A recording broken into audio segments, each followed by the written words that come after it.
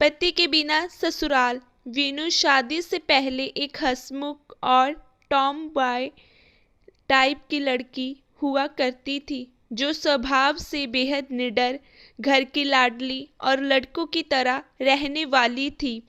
आगरा में आज से पहले करीब 10 साल पहले वीनू और शोभित की शादी के साथ हुई थी।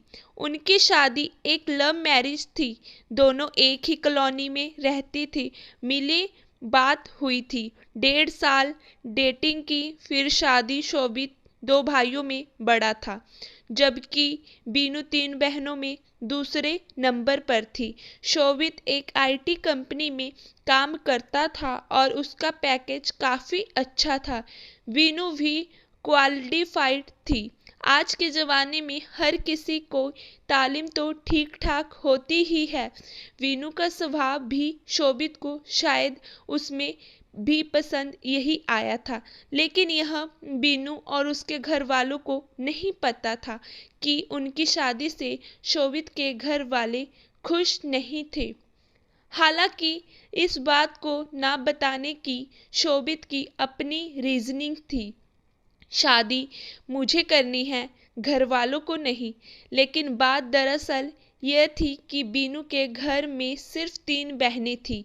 उनका कोई सगा भाई नहीं था और शोभित के माता पिता लड़कों का ऐसे घर में विवाह नहीं करना चाहते थे, क्योंकि शादी लव अरेंज थी और शोभित असूलों का पक्का, तो शादी में दहेज भी नहीं था।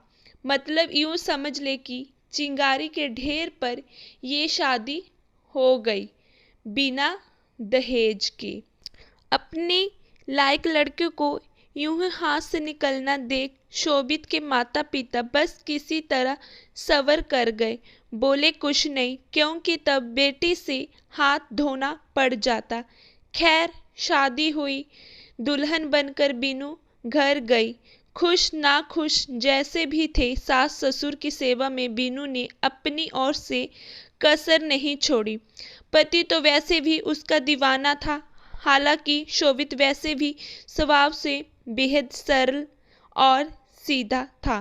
तो बस जिंदगी चल पड़ी खुशियों की पटरी पर। शोभित के साथ कब 1 साल बीत गए, बीनू को पता ही नहीं चला। हालांकि बीच बीच में सास के दहेज को लेकर ताने, इस शादी और वीनू को लेकर उनकी नापसंदगी उस पर जाहिर करने तक कई बातें थी, जो वीनू दिल और मन को चोट पहुंचाती रहती थी।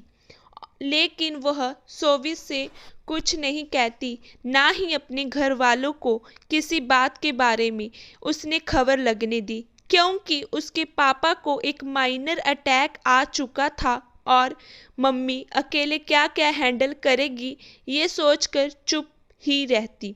वैसे भी शोभित के साथ और प्यार के बाद उसे और किसी चीज की कमी की उतनी परवाह नहीं भी थी।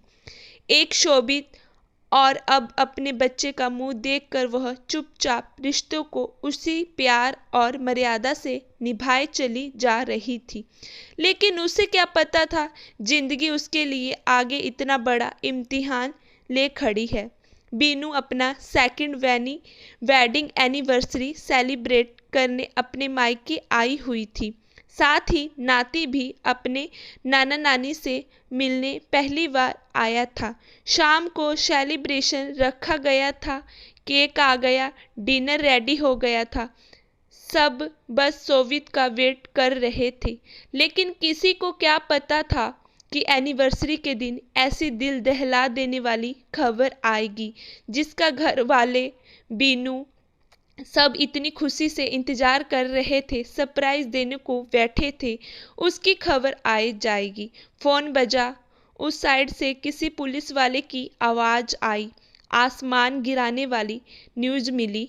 रोड एक्सीडेंट में शोभित नहीं रहा, लेकिन फिर भी सिर्फ एक शोभित, और अब अपने बच्चे का मुंह देखकर वह चुपचाप रिश्तों को उसी प्यार और मर्यादा से निभाए चली जा रही थी। बीनू जहां खड़ी थी वहीं फ्रीज हो गई। बहन पास खड़ी ना होती तो बेटा जमीन पर गिर जाता, क्योंकि बात सुनकर बेटा उसकी गोद से छूट गया था। 2 साल की शादी में भगवान ने ये कैसा दिन दिखाया है, बस यही सोचे जा रही थी। एनिवर्सरी के दिन यही खबर ऐसी क्या गलती हुई उससे जो भगवान को उसकी खुशियाँ रास नहीं आई। खैर, बच्चे को लेकर जैसे तैसे मम्मी पापा के साथ ससुराल पहुंची तो वहाँ एक और युद्ध उसका इंतजार कर रहा था। ससुराल वालों ने उसे गेट पर ही रोक लिया। घर में घुसने देने की बात तो दूर थी, जिस बेटे के सामने उनकी कभी उसकी तरफ तिरछी निगाहों से देखने की हिम्मत नहीं हुई, आज उसके आंख मूंदते ही उसका सम्मान गालियों से किया जा रहा था। यहाँ तक कि उन्हें अपने पोते से भी कोई लेना देना नहीं था। गली मोहल्ले वालों और रिश्तेदारों ने किसी तरह लास्ट रिचुअल्स तक तो मामला संभाल लिया, लेकिन उसके बाद तो जो तमाशा ससुराल वालों ने मचाया, वीनू ने उसकी उम्मीद अपने सपने में भी नहीं की थी। उसे उसके कमरे में नहीं जाने दिया। बच्चे को पता नहीं किसका है, कहाँ है। माँ बाप को लड़की को ट्रेनिंग देने वाला कहा। ये था सब रियल, लेकिन हो रियल लाइफ की तरह था। यकीन नहीं हो रहा था बीनू को कि यह सब वो सुन रही है। वह अपनी मम्मी से बोली, मम्मा, मैं इतना सब कैसे सुन गई? मैं क्यों नहीं मरी? मुझे मौत क्यों नहीं आई? आप मार दो मुझे। माँ की आंखों से अपनी बेटी की यह दुर्दशा नहीं देखी गई। खून के आंसू आंखों से निकलते रहे, लेकिन संस्कार और भारतीय रीति रिवाजों के मायने की मन की हमारी परंपरा पता नहीं कौन सी बेड़ियां पैरों में डाल देती है।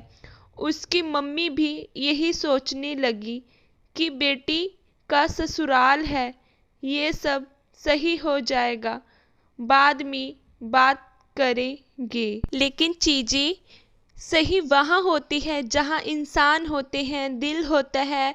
वहाँ तो साजिशें थी, बहू को घर से बाहर निकालने के इरादे थे। बीनू के अनुसार शोभित एक एक पैसा, सम्मान, बैंक अकाउंट, एटीएम, कुछ मुझे नहीं मिला, सब रख लिया उन लोगों ने। उन्होंने एक मकान भी लिया था, उसके कागज भी रख लिए, कुछ नहीं बताया मुझे। इल्जाम अलग से लगाए कि मैं शादी के जेवर बिन बताए घर से लेकर भाग गई हूँ। शादी के बाद बीनू ने कोई जॉब नहीं ली थी, कभी ज़रूरत ही नहीं लगी उसको, लेकिन अब सबसे बड़ी ज़रूरत अपने पैरों पर खड़े होने की ही थी। खैर, तमाम जगह धक्के खाने के बाद उसे एक बिल्डर के यहाँ एग्जीक्यूटिव की नौकरी मिली। सैलरी ठीक थी। मायका क्या होता है और मायके का सहारा क्या होता है, इस बात का पता बीनू को अब लग रहा था कि अगर उसे अपने मम्मी पापा का सहारा ना होता तो दूध मुहे बच्चे के साथ आखिर कहाँ जाती, क्या करती। हालांकि आज तो हालात बहुत बेहतर है।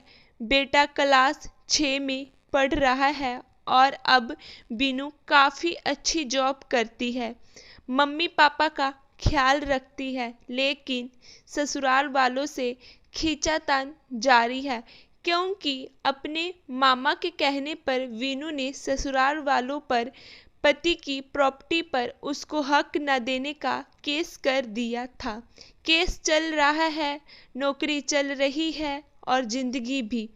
बीच बीच में उसे शोभित की याद भी बहुत आती है, कई बार कमज़ोर भी फील करती है।